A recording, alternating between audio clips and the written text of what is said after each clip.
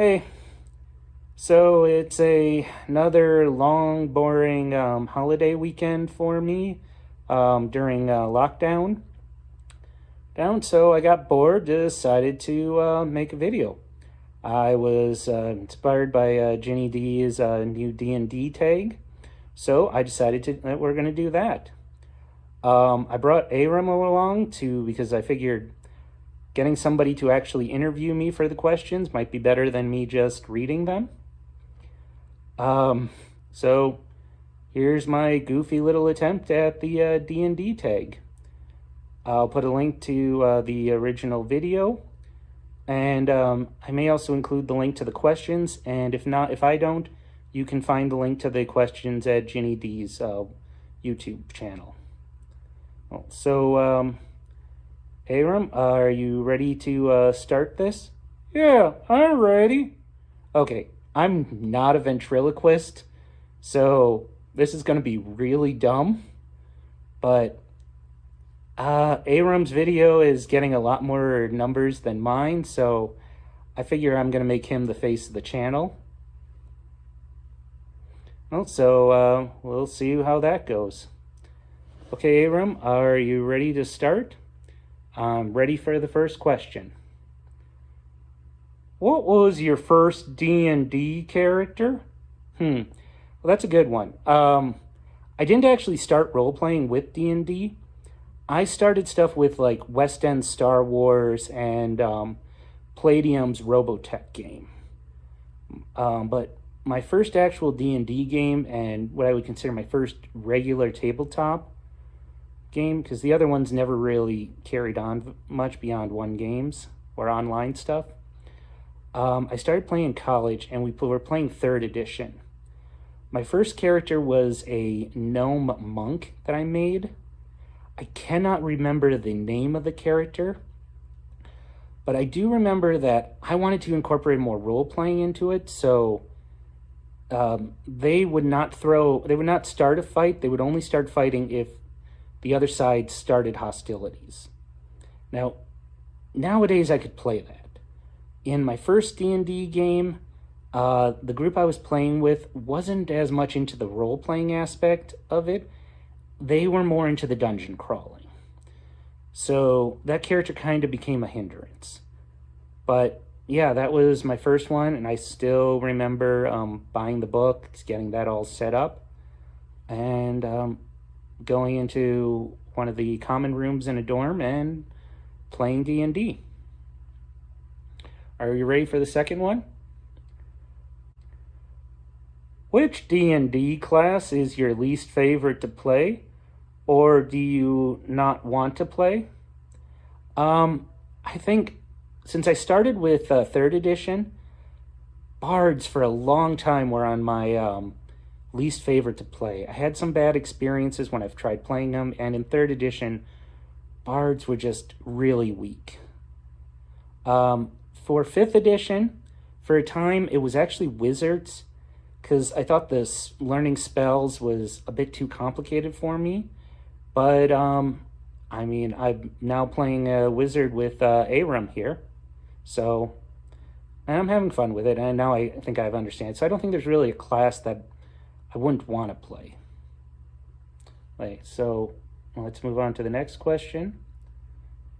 What spell would you most want in real life?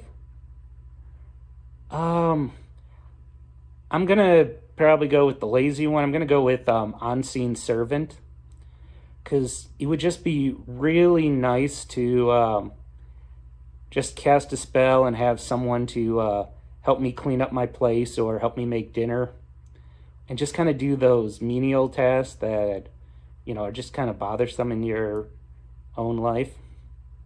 I mean, also, if you had like a back pain or anything like that, and you could just ask them to give you a back massage or something like that, and that could be really nice. What's your favorite D&D monster? I'm not as much into the monsters of D&D, but I'd say the ones that I actually really enjoy when I encounter them, it's not one of the bigger ones. I like Displacer Beast. There's something about, I like big cats, And there's just something about big cats with tentacles that then create illusions. I just really enjoy the concept of the Displacer Beast. What's your favorite NPC slash villain that you've encountered, created? I'd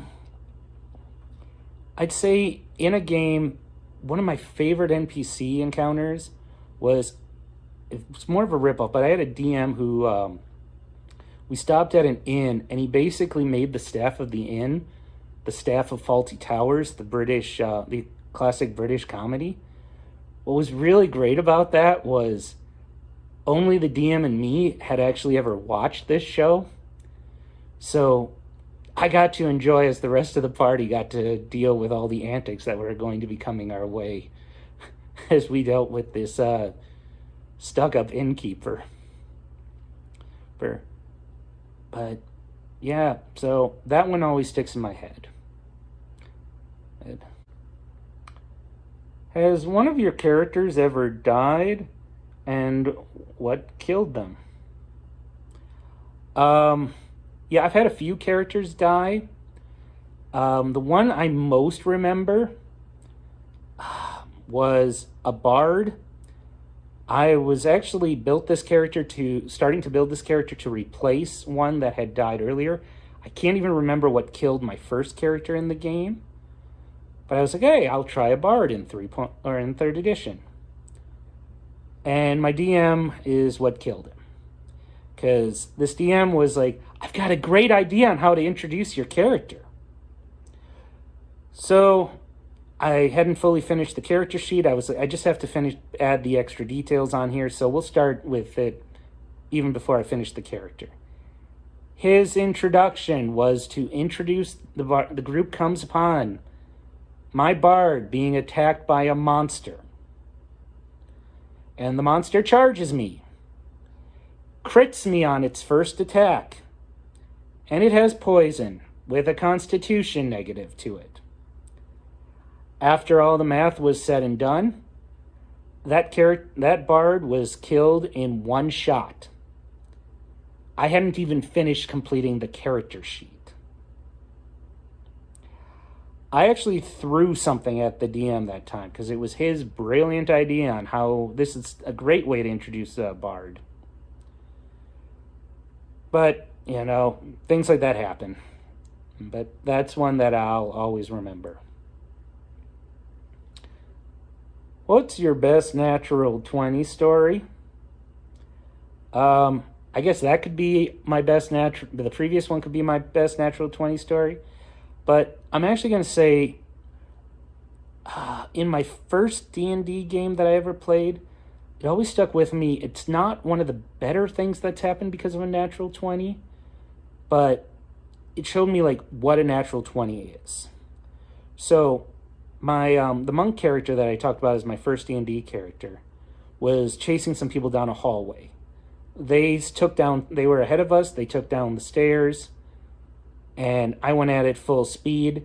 DM said to give them a acrobatics roll to see if I could make it down the stairs and still keep running. I rolled a natural 20, and the DM took the moment to describe how my character got to the stairwell, jumped up, and just rode the railing down. And it's just that's what a natural 20 is. You just do something absolutely amazing with it and fills the story. Right. I think I've had better natural 20s, but that one just will always stick with me. Now, what's your best natural 1 story? Best natural 1 story? I don't really think I have a specific one, but I always like when natural 1s come when you're either trying to do a stealth check and they just come at the worst possible time. So it just alerts everybody that you're there. Or when you're trying to, when you're actually telling the truth and you're doing a persuasion check to get somebody to believe you. And you roll a natural 1 and they just, you must be lying. No matter the amount of evidence you have on your side. those are the ones that I like. What's the highest level you've ever played a character to? Um, I have played some high level games where we start off high level, but moving from one up, currently with 5e, I think the highest I've gotten to 12. Um, and that's starting at 1. I've done other ones where we start at 6 or we start at. That was a lot more common when we were playing 3rd edition. But yeah. What's your favorite magic item? Um, I kind of want to say the bag of holding just because it's one of the most utilitarian. But with what I'm currently playing, my current games, I'm actually going to have to say the flying broom. And what's great with that is, so I've also gotten into Critical Role as well, and now I fully understand where Sam and Laura came at it with the. I really want to give my character a witch hat, and it's not the copying Critical Role. It's just a flying broom. The temptation is just right there to make the character into a witch. So, witch's hat for a flying broom. But yeah, it's just nice to have this simple flying object. So we'll move on to the next one. If you had if you had an IRL alignment, what would it be? I'm gonna have to go pretty plain. From the other 2 tags I've seen of this, I'm gonna have to go with the same one. Pretty vanilla. I'd have to be lawful good. But I follow the rules and I just try to do what's right in my real life. If you had to date one of your characters, which one would it pick? And why would it be me? Well, Abram, you're really cute, but I'm not really attracted to turtles or any kind of turtle. Right now, I do have a character that I'm playing called playing a lot of it. I play a lot of Adventure League, so kind of jump around with different characters. The one I would probably date is I have a female nature cleric called Maple Rose, and I would go with her. She's tough, and it's one of the first characters that I'm really kind of letting what events happen kind of really develop what the personality is turning into. So as things happen, it's changing what she's being. So it's a little different than a lot of the other characters are either versions of me or some theme I had. Okay. Is there a character you want to play but haven't had the chance to play yet? I have, like a lot of people, I probably have tons of characters. Every couple of weeks, something comes into my head and I definitely want to play this. I'm going to play this Kenku Ranger. Oh, I'm going to play this Asimar Bard. I'm going to play this Furball Cleric. But, but it's always changing. There's not really one set character that I really want to play. Are you a dice goblin or a dice minimalist? If those are my only 2 options, I'd say I'm a dice minimalist. In truth, though, I'm very chaotic with my dice. I treat them pretty bad. So I'm probably, in real life, as I said, I'm good, lawful good. With dice, I'm chaotic evil.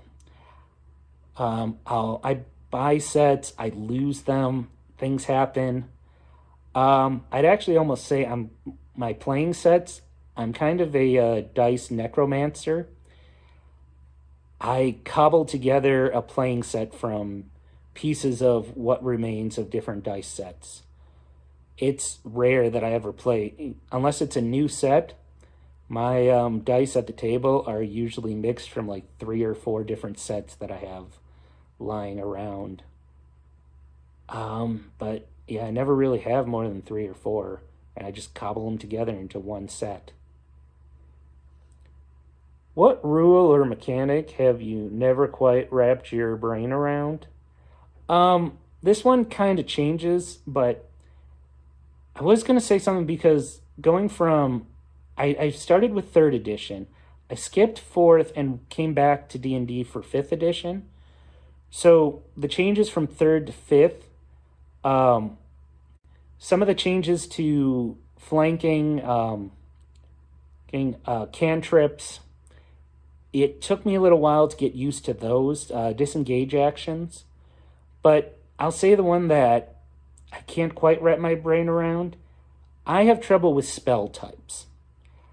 It's really something I just need to focus on studying, but like I just read the aspect of like what the spell does, and I don't really focus on what the types of spells are. So that's kind of what that is. Well, this has been fun. There's no more questions, so thank you for watching the video. Yep, thank you for watching the video. I'm hoping this is the one that goes out. I may try a few other ways of shooting this, but if not, this is the one that made it onto YouTube.